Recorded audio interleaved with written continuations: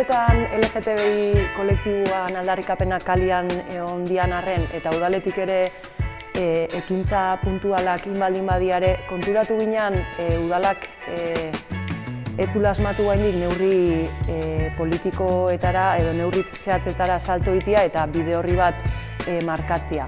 Orduan, hausnarketa hortatik abiatuta hasi genuen lanketa 2020an, eta lanketa ezberdinak inditeu, eta kolektibo eta norbanako ezberdinai elkarrizketak eta gero iritsi gea gaur Zumaiako LGTBI pertsonan bizi baldintzak hobetzeko plana aurkeztea.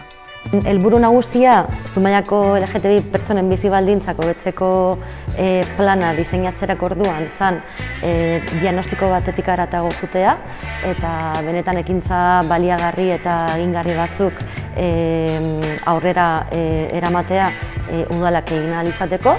Eta elkarrizketa batzuk egin genituen, bai norbanakoei, kolektiboko pertsonei eta baita udaleko saileko arduradunei.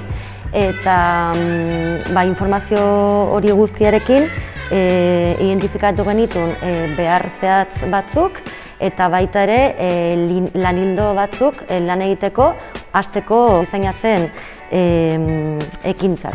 Eta hori eta gero, azkenean 45 ekintza zehatzak diseinatu ditugu eta hori da planean azaltzen dena.